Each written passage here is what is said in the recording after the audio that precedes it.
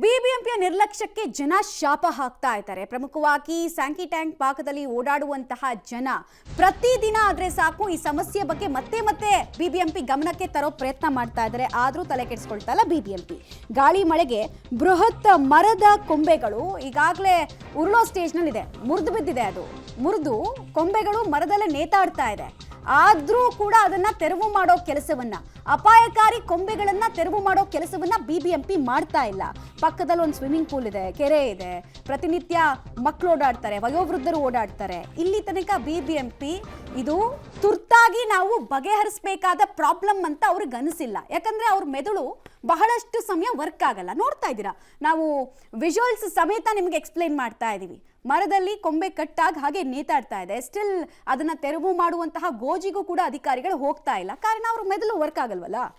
It's very dangerous. So any time anything can happen. So ಆ ರೀಸನಿಂದ ಎಷ್ಟು ಬೇಗ ಆಗುತ್ತೋ ಅಷ್ಟು ಬೇಗ ಇದನ್ನು ಕ್ಲಿಯರ್ ಮಾಡಿದ್ರೆ, ಯಾಕಂದರೆ ಇಲ್ಲಿ ಕಾರ್ಸ್ ಎಲ್ಲ ಇದೆ, ಏನಾದರೂ ಡ್ಯಾಮೇಜು ಆಗ್ಬೋದು, ಮನುಷ್ಯರಿಗೂ ಡ್ಯಾಮೇಜ್ ಆಗ್ಬೋದು. ಮಗನ ಸ್ವಿಮ್ಮಿಂಗ್ ಕ್ಲಾಸ್ಗೆ ಇಲ್ಲೇ ಕರ್ಕೊಂಡು ಹೋಗಬೇಕು, ಇದೇ ರೋಡಲ್ಲಿ. ಮಕ್ಕಳು ತಲೆ ಮೇಲೆ ಬೀಳುತ್ತೆ ಅಂತ ಓಡಾಡಬೇಕಾದ್ರೆ ಭಯ ಆಗುತ್ತೆ ಸರ್.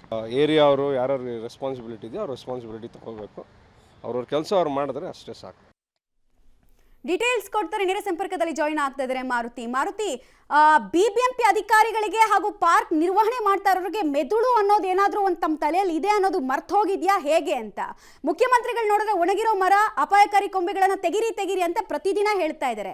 ಯಾರಿಗೆ ಹೇಳ್ತಾ ಇರೋದು? ಆಮೇಲೆ ಇವರೇನಾದರೂ ವಿದೇಶದಿಂದ ತಜ್ಞರು ಬಂದು ಈ ಮರದ ಕೊಂಬೆಗಳ ಡೀಪ್ನೆಸ್, ಲೆಂತು, ವಿಡ್ತು ಎಲ್ಲ ಅಳೆದು ಆಮೇಲೆ ತೆಗಿತಾರಂತ? ಶುಭಗಳಿಗೆ ಶುಭ ಮುಹೂರ್ತ ಏನಾದರೂ ವೆಯ್ಟ್ ಮಾಡ್ತಾ ಇದ್ದಾರಂತ? ಏನು ಕತೆ?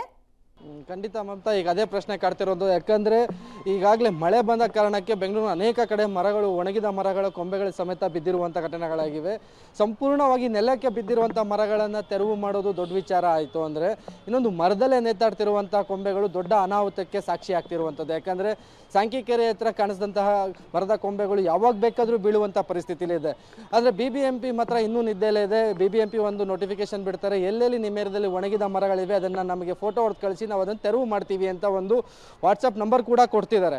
ಆದರೆ ಎಲ್ಲೆಲ್ಲಿ ಮರಗಳು ಒಣಗಿದೆ ಅನ್ನೋದು ಈ ಹಿಂದೆನೇ ಬಿಬಿಎಂಪಿ ಸರ್ವೆ ಮಾಡಿದೆ, ಮತ್ತು ಅದರ ಪಟ್ಟಿ ಕೂಡ ತಯಾರು ಮಾಡ್ಕೊಂಡಿದೆ, ಮತ್ತು ಎಲ್ಲೆಲ್ಲಿ ಶೀತಲಾವಸ್ಥೆಗೊಂಡಿರುವಂಥ ಮರದ ಕೊಂಬೆಗಳಿವೆ ಇದನ್ನೆಲ್ಲ ಸಿದ್ಧ ಮಾಡ್ಕೊಂಡಿದೆ. ಆದರೆ ಅದನ್ನು ತೆರವು ಮಾಡುವಂಥ ಕೆಲಸಕ್ಕೆ ಮಾತ್ರ ಇನ್ನೂ ಮುಂದಾಗ್ತಿಲ್ಲ. ಯಾರ ಮೇಲಾದರೂ ಬಿದ್ದ ನಂತರದಲ್ಲಿ ನಾವು ಬಂದು ಕೆಲಸ ಮಾಡ್ತೀವಿ, ಈ ರೀತಿ ಆಗಬಾರ್ದಾಗಿತ್ತು ಅಂತ ಸಬೂಬು ಹೇಳುವಂಥ ಬಿಬಿಎಂಪಿ ಮುಂಚೆ ಯಾಕೆ ಕೆಲಸ ಮಾಡಲ್ಲ ಅಂತ ಸಾರ್ವಜನಿಕರು ಪ್ರಶ್ನೆ ಮಾಡ್ತಿರುವಂಥದ್ದು.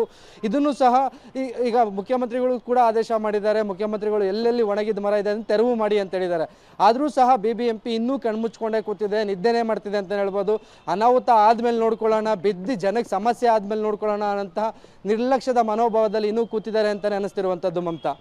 ರೈಟ್, ಧನ್ಯವಾದ ಮಾರುತಿ ತಮ್ಮೆಲ್ಲ ಮಾಹಿತಿಗಾಗಿ. ಅವ್ರು ಸುಧಾರಿಸಲ್ಲ, ಅದು ಆಗಲ್ಲ. ಅನಾಹುತ ಆಗೋವರೆಗೂ ಕಾಯ್ತಾ ಇರಬೇಕು ಅಷ್ಟೇ, ಏನೂ ಸಮಸ್ಯೆ ಇಲ್ಲ. ಇದು ಬೆಂಗಳೂರಿನಲ್ಲಿ ನಡೆಯೋದೆ, ಮುಂದುವರಿತಾ ಇರುತ್ತೆ.